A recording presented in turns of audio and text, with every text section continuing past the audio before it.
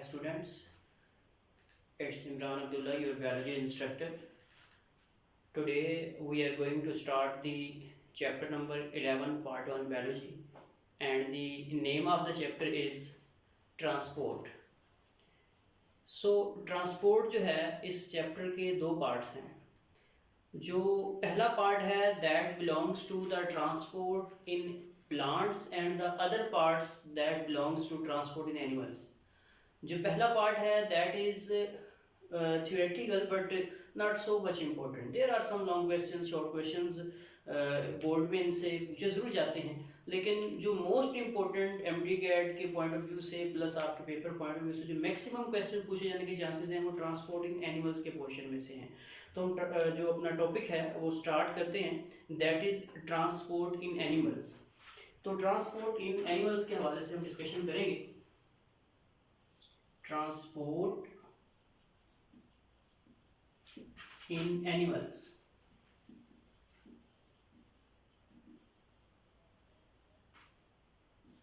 ये हमारी जो है वो डिस्कशन होगी आज. तो जैसे कि ट्रांसपोर्ट नाम से ही जाहिर होता है कि हमारे पास एनिमल्स की बॉडी में कोई भी चीज़ like nutrients, like gases, like waste products, कोई भी चीज़ जो है वो बॉडी में एक जगह से दूसरी जगह ट्रैवल करनी हो तो डेफिनेटली कोई ना कोई ऐसा सिस्टम होगा जो उनको ट्रैवल करवाने में हेल्पफुल होगा. तो हमारी बॉडी में टोटल 11 सिस्टम्स हैं, जिनमें से 2 ऐसे सिस्टम हैं जो कि ट्रांसपोर्ट का काम करते हैं. जो पहला उनमें सिस्टम है उस सिस्टम को हम कहते हैं, जिसको आप पहले भी जो है वो जानते हैं, आपने इस हवाले से थोड़ा बहुत आपके पास 9th की बायोलॉजी में नॉलेज ज़रूर आया होगा, और वो है हमारे पास circulatory system. The first one system responsible for the transport is circulatory system, and the second one is lymphatic system. भी आपके लिए थोड़ा सा न्यू होगा, नाम की हद तक आप लोग वाकिफ हैं इससे. इसकी डिटेल आप लोग जो है वो कहीं भी नहीं पढ़ चुके जब तक जितना एक आपका जो है एक बैकग्राउंड नॉलेज है. सो हम स्टार्ट करते हैं सर्कुलेटरी सिस्टम, जिसको हम समटाइम जो है वो ब्लड सर्कुलेटरी सिस्टम भी कहते हैं. तो हमारे पास इसके बेसिक 3 कंपोनेंट्स हैं. There are 3 main components of the blood circulatory system. The first one component is blood. जो हमारा पहला कंपोनेंट है उसको हम कहते हैं blood.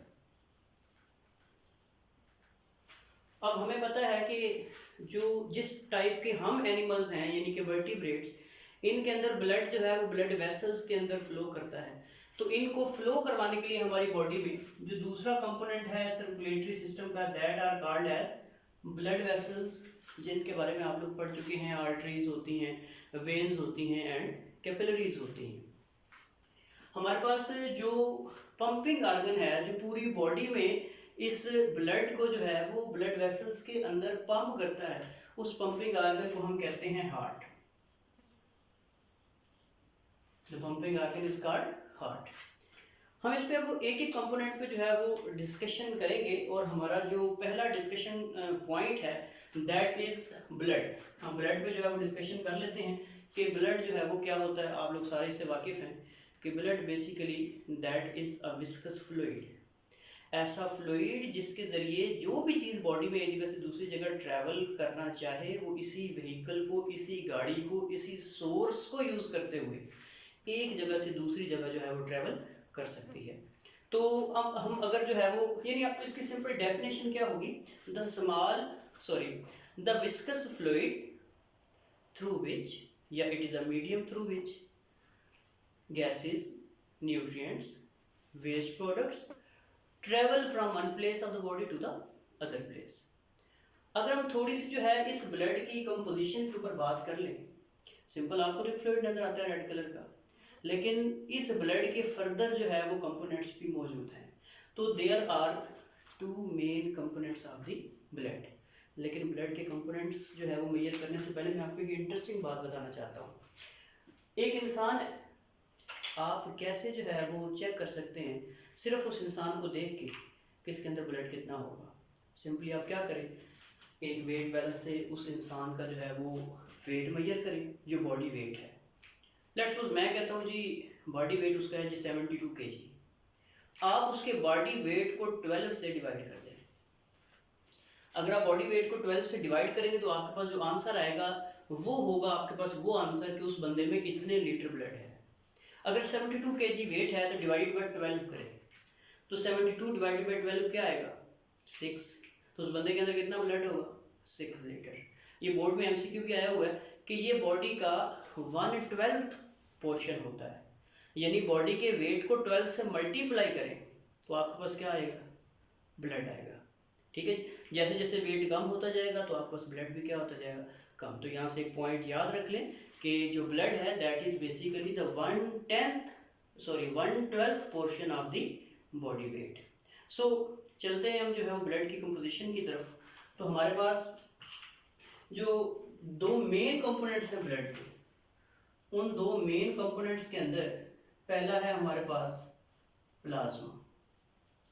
The first one component is plasma, और जो दूसरा कंपोनेंट है हम उसे कहते हैं ब्लड सेल्स।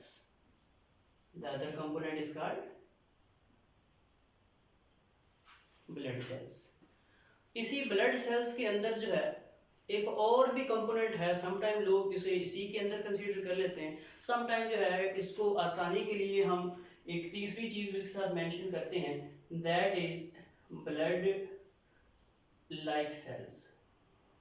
हम इन पे जो है वन बाय वन डिस्कशन जो है वो करेंगे, लेकिन पहले सीक्वेंस में हमारे पास जो इसका कंपोनेंट है दैट इज प्लाज्मा। तो हमें पता होना चाहिए कि बेसिकली प्लाज्मा क्या है। ये भी पता होना चाहिए कि इस ब्लड का ऑलमोस्ट 55% वो हमारे पास प्लाज्मा है, और जो हमारे पास 45% है वो ब्लड सेल्स हैं और ब्लड लाइक सेल्स हैं। आगे मूव करते हैं हम, फर्दर जो है वो देखते हैं कि what is the composition of plasma. पहले हमने देखी what is the composition of blood, इससे पहले हमने देखी what is the composition of circulatory system. तो हम जो है वो चीज़ों को मज़ीद सिंप्लीफाई जो है वो करते जाएंगे और वन बाय वन एक एक कंपोनेंट को हम डिस्कस करते जाएंगे। हमारे पास जो प्लाज्मा है बेसिकली इसकी भी कुछ कंपोनेंट्स हैं। The first one component is inorganic minerals, या आप कह सकते हैं इनऑर्गेनिक आयंस, या आप कह सकते हैं इनऑर्गेनिक पोर्शन। इसी तरह जो हमारे पास दूसरा कंपोनेंट है उसे कहते हैं organic portion. Other component is called organic portion. जो तीसरा कंपोनेंट है उसे हम कहते हैं, हमारे पास हैं प्लाज्मा प्रोटीन्स, ये इसका तीसरा कंपोनेंट है। ठीक है, और ये तीन मेन कंपोनेंट्स हैं प्लाज्मा के। अच्छा, इसी तरह कुछ ट्रेसेस में अमाउंट्स हैं इसके अंदर। उन ट्रेसेस वाली अमाउंट के अगर हम जो है वो डिस्कशन करें तो वो हमारे पास कुछ इस तरह है, नाइट्रोजनस वेस्ट प्रोडक्ट्स। ठीक है, उसके बाद हमारे पास कुछ हार्मोन्स हैं। ठीक है, ये सारी चीजें हैं। वन बाय वन हम इन चीजों को जो है वो कॉन्सेप्ट क्लियर करते जाएंगे कि इनऑर्गेनिक आयंस या इनऑर्गेनिक जो मिनरल्स हैं इनके अंदर क्या चीजें आती हैं। सबसे पहले इनके अंदर आते हैं साल्ट्स। क्या आते हैं इनके अंदर? साल्ट्स। बहुत सारे साल्ट्स हैं, कैल्शियम के हैं, सोडियम के हैं, कॉपर के हैं, जिंक के हैं, मैग्नीशियम के हैं, लेकिन जो सबसे ज्यादा साल्ट का पोर्शन है वो है हमारे पास NaCl। ठीक है, जो हमारे पास सबसे ज्यादा साल्ट है NaCl, इसको हम टेबल साल्ट भी कहते हैं। सबसे ज्यादा इनऑर्गेनिक के अंदर जो है वो NaCl होगा। कितना होगा इसको समझने के लिए हम एक चीज डिस्कस करते हैं कि हम अगर कहें कि जो प्लाज्मा है that is basically a fluid portion, and blood cells and blood like cells, these are basically semi solid portion.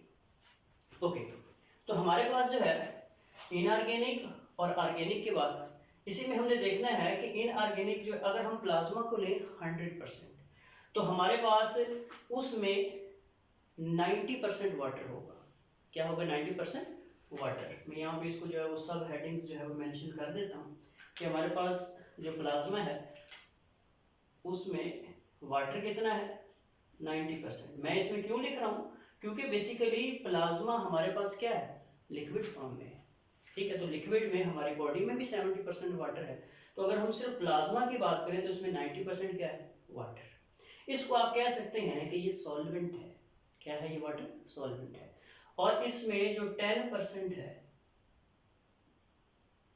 उसे क्या कहते हैं जी, सल्यूट्स कहते हैं। क्या कहते हैं, 10% को सल्यूट कहते हैं। अच्छा जी, 90% वाटर हो गया। इस 10% जो सल्यूट है, इस सल्यूट के अंदर सॉलिड फॉर्म में भी सल्यूट है और गैसेस फॉर्म में भी सल्यूट है। इस बात को बड़े गौर से सुने, सॉलिड फॉर्म में भी 10% में सल्यूट है और गैसेस फॉर्म में भी सल्यूट है। इस 10% में से 7 to 9% हमारे पास क्या होती है, प्लाज्मा प्रोटीन, और 0.9% ये होता है हमारे पास इनऑर्गेनिक मिनरल, और 9.1% हमारे पास क्या होता है, ऑर्गेनिक मिनरल्स। प्लस ये जो ट्रेसेस में चीज़ें हैं, nitrogenous waste products and hormones, इनको मिला के और ऑर्गेनिक पोर्शन को मिला के कितना बनता है, 9.1%। आप इसको काउंट करें, 0.9 एंड 9.1 1%, एंड 7 एंड 9 ये मिला के करें तो हमारे पास कितना बनता है, ये 10% बनता है। खैर इसकी डिटेल में जाते हैं कि हमारे पास NaCl जो है ये 0.9 का 2/3% है। 0.9 का 2/3 पोर्शन क्या है, NaCl। ये कुछ 66% के राउंड बनता है। अगर आप इस जो है वो पूरे 0.9 को 100% कंसिडर करें तो आपके पास ये 60 जो है वो 66 पॉइंट समथिंग बनता है। लेकिन आप ये याद रखें कि NaCl 0.9% का कितना बनता है, 2/3 पोर्शन। मूव करते हैं आगे। अच्छा यहाँ पे एक चीज़ और भी, अगर इनकी कंसंट्रेशन चेंज हो जाए तो हमारे पास ब्लड की pH चेंज हो जाती है, ठीक है जी। ब्लड की जो pH है वो होती है, बोर्ड का MCQ भी है, 7.3 to 7.4, ये इसके ब्लड की pH है। अगर इन आयंस की कंसंट्रेशन ब्लड में चेंज हो जाए और वापस अपने ओरिजिनल लेवल पे ना आए तो ब्लड की pH चेंज हो सकती है और बॉडी के केमिकल रिएक्शंस जो है वो डिस्टर्ब हो सकते हैं। अब आते हैं हम अपने मोस्ट इंपोर्टेंट ऑर्गेनिक पोर्शन के ऊपर। इस ऑर्गेनिक पोर्शन के अंदर हमारे पास क्या क्या चीजें आएंगी, सबसे पहले ग्लूकोज, उसके बाद फास्फोलिपिड्स,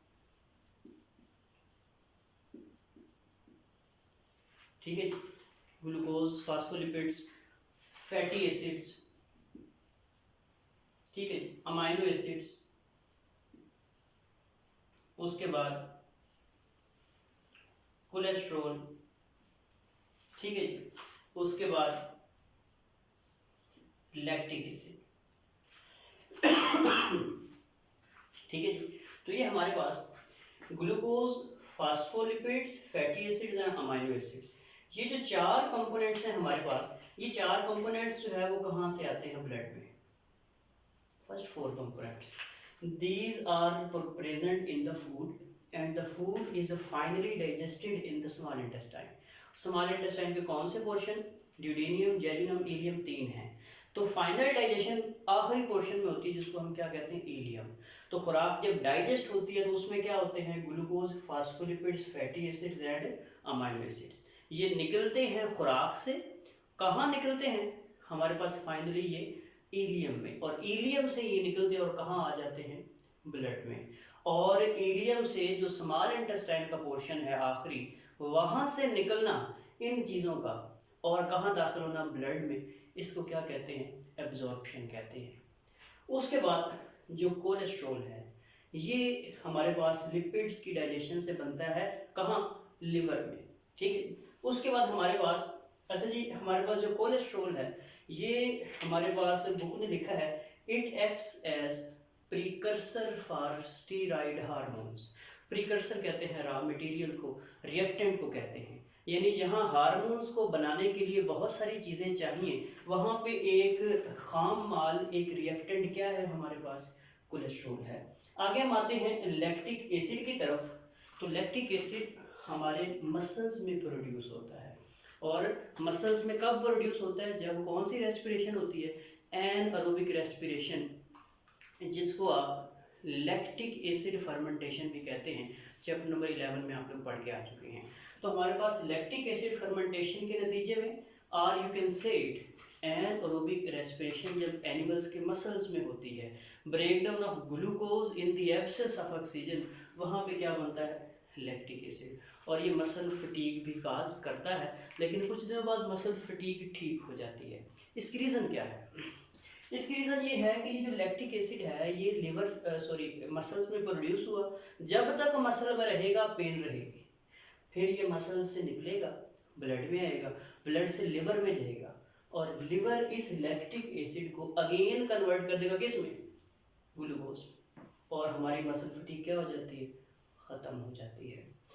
आगे हम मूव करते हैं, very important portion of the plasma, और उसे क्या कहते हैं, प्लाज्मा प्रोटीन्स। तो हमारे पास ये जो प्लाज्मा प्रोटीन्स है, इसमें काफ़ी सारी प्रोटीन्स आपकी बुक ने मेंशन की हैं। तो सबसे पहले हम डिस्कस करेंगे, हमारे पास एंटीबॉडीज़ हैं, एंटीबॉडीज़, इनका दूसरा नाम है इम्यूनोग्लोब्युलिन्स, क्योंकि ये इम्यून सिस्टम का रोल प्ले करती हैं, यानी हमारी बॉडी को डिफेंड करती हैं। किसके खिलाफ? कोई भी बाहर से कोई चीज़ आ जाए, उसके खिलाफ क्या करती है, डिफेंड करती हैं। जैसे आजकल आपने सुना होगा एक लेमन टर्म, कोरोना वायरस आ गया, और जिन लोगों की इम्यूनिटी स्ट्रांग है उन्हें कुछ नहीं कहेगा, उन्हें इतना ज़्यादा इफेक्ट नहीं करेगा। इम्यूनिटी बेसिकली, आने वाला कोरोना वायरस आपकी बॉडी में दाखिल हुआ, that is antigen for your body, and आपकी बॉडी उसके खिलाफ क्या तैयार करती है, एंटीबॉडी।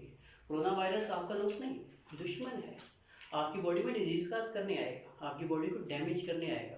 तो आपकी बॉडी एंटीबॉडीज बनाएगी उसके खिलाफ, अपने आप को स्ट्रॉन्ग करने के लिए, मजबूत करने के लिए, डिफेंस के लिए। तो हमारे पास जो एंटीबॉडीज हैं, basically they are produce in response of antigen. And what is the antigen? वो जो बाहर से चीज़ आपकी बॉडी में दाखिल होगी। तो हमारे पास इसका पर्पस क्या है, टू डिफेंड द बॉडी। तो आप इसमें जो है लिख सकते हैं कि antibodies are the proteins that are produced in response of antigen in order to defend the body, body को क्या करने के लिए, महफूज करने के लिए। उसके बाद हमारे पास एंटीबॉडीज के बाद जो चीज़ जो है वो आपकी बुक ने मेंशन की है, उसको हम लोग जो है वो कहते हैं एल्ब्यूमिन। एल्ब्यूमिन जो है ये बॉडी में ऑस्मोटिक प्रेशर को, ऑस्मोटिक बैलेंस को बरकरार रखती है। एंड ये ऑस्मोटिक बैलेंस क्या होता है, बॉडी के अंदर पानी और साल्ट्स का लेवल बरकरार रखना, जिसको आपने एक दफ़ा ऑस्मो रेगुलेशन भी कहा था, ये उसको बरकरार रखता है कि ब्लड में कितना पानी होना चाहिए, कितना जो यूरिन बना के बाहर निकालना चाहिए। ये डिसीजन कौन लेता है, एल्ब्यूमिन। अगर आप लाइफ में देखना चाहते हो तो हमारे पास अंडे के वाइट पोर्शन को एल्ब्यूमिन कहा जाता है। उसके बाद आपकी बुक में जो लिखा हुआ है वो है फिब्रिन या फिब्रिनोजिन। आपको पता है ये क्या करती है, ब्लड क्लॉटिंग प्रोटीन है, ये ब्लड को क्या करती है, क्लॉट करती है, ठीक है जी। और इसी प्रोसेस को, इस क्लॉटिंग के प्रोसेस को स्पीड अप करने के लिए एक प्रोटीन है जिसको हम क्या कहते हैं, प्रोथ्रोम्बिन प्रोटीन। एक फिब्रिनोजिन है जिसका काम क्या है, ब्लड क्लॉटिंग, और वो जो क्लॉट बनता है ब्लड का उसे हम कहते हैं थ्रोम्बस, ठीक है जी। तो हमारे पास उस थ्रोम्बस के, या आप कह सकते हैं कि उस क्लॉट बनने के प्रोसेस को स्पीड अप करने के लिए कौन यूज होती है, प्रोथ्रोम्बिन। यानी आप कह सकते हैं कि फिब्रिनोजिन के लिए प्रोथ्रोम्बिन कैटलिस्ट का काम करती है, क्योंकि कैटलिस्ट भी आपने बायोलॉजी में क्या पढ़ा है कि जो केमिकल रिएक्शन को तेज करे, और यहाँ पे केमिकल रिएक्शन कौन सा है, ब्लड क्लॉटिंग। इसको स्पीड अप कौन करती है, प्रोथ्रोम्बिन, ठीक है जी। एंटीबॉडीज हमारे पास होगी, एल्ब्यूमिन हमारे पास होगी, फिब्रिनोजिन हमारे पास होगी, और हमारे पास प्रोथ्रोम्बिन होगी। और ये टोटल की टोटल प्रोटीन्स प्रोड्यूस कहाँ पे होती हैं, लिवर के अंदर प्रोड्यूस होती है। ये एमसीक्यूज है, छोटी मोटी चीज़ें यहाँ पे नोट डाउन करते रहा करें अपने पास। उसके बाद हमारे पास नाइट्रोजनस वेस्ट प्रोडक्ट्स की हम बात करते हैं कि हमारे पास नाइट्रोजनस वेस्ट प्रोडक्ट्स के अंदर अमोनिया है, यूरिया है एंड यूरिक एसिड है। ये तीनों नाइट्रोजनस वेस्ट प्रोडक्ट्स हैं। और अगर तो पानी वाले इलाके में कोई इन्वायरमेंट, कोई ऐसा जानवर है, एनिमल है जो उस इन्वायरमेंट में रह रहा है जहाँ पे पानी बहुत ज़्यादा अवेलेबल है, as like aquatic environment, fresh water जो फिशेस वगैरह हैं, तो वो जहाँ पानी लिविंग ऑर्गेनिज्म को ज़्यादा अवेलेबल होगा वो क्या सीक्रेट करेंगी, ammonia as a waste product. और जहाँ sufficient supply of water required होगा, जैसे कि हम, सफिशिएंट का मतलब है कि अगर पानी ज़रूरत है तो मिल जाए, और अगर ज़रूरत नहीं है तो फिर पानी जो है वो हमारी बॉडी को फील हो कि पानी की ज़रूरत है तो हमें मिल जाए, तो हम सफिशिएंट सप्लाई ऑफ वाटर में रहते हैं। हम हर वक्त पानी वाले इलाके में नहीं रहते, तो हमारे अंदर वेस्ट प्रोडक्ट कौन सा होगा, यूरिया। और जो डेजर्ट में रहते हैं जहाँ पे पानी की शदीद तरीन कमी होती है वो एज अ वेस्ट प्रोडक्ट्स क्या निकालते हैं, यूरिक एसिड। और हमारे पास लास्ट जो है वो हार्मोन है, और बुक ने इसके ऊपर कोई डिटेल नहीं दी, लेकिन आपको पता होना चाहिए कि जो हार्मोन्स हैं ये क्या होते हैं। तो हमारे पास हार्मोन्स ऐसी सब्सटेंसेस हैं या ऐसे केमिकल मैसेंजर्स हैं जो किसी केमिकल रिएक्शन को स्पीड अप करते हैं। फॉर एग्जांपल आप देखते हैं कुछ इंसानों का कद बड़ा होता है, कुछ का छोटा होता है, there is a difference of hormone. कुछ लोग थोड़ा सा खा लेते हैं, मोटापे का शिकार हो जाते, कुछ नहीं होते, there is a difference of hormones. Body का ऑलमोस्ट हर केमिकल रिएक्शन, बॉडी का हर process is under the control of hormones. Hormones वो हैं जो किसी केमिकल रिएक्शन को रेगुलेट करते हैं। यानी रेगुलेट करने का मतलब है कोई केमिकल रिएक्शन बॉडी में चल रहा है और उसको बॉडी को ज़रूरत है रोकने की, तो ये एक स्टार्टिंग रिएक्शन को क्या करेंगे, वो स्टॉप कर देंगे। और अगर कोई ऐसा केमिकल रिएक्शन है जो रुका हुआ और बॉडी को ज़रूरत है कि उस केमिकल रिएक्शन को चलाया जाए, तो एक स्टॉप रिएक्शन को क्या करेंगे, स्टार्ट करेंगे। इन दोनों चीज़ों को मिला के मैंने आपको बताया है कि ये केमिकल रिएक्शन को रेगुलेट करते हैं। ठीक है, तो हमारे पास ये प्लाज्मा का कंपोनेंट्स जो है वो यहाँ तक कंप्लीट हुआ। तो हम इंशाल्लाह जो अपना नेक्स्ट लेक्चर होगा उसमें हम इसके जो further components blood cells and blood like cells इस पर डिस्कशन करेंगे। तब तक के लिए जो है वो इतना ही। ठीक है, इजाज़त दीजिए, अल्लाह हाफिज़।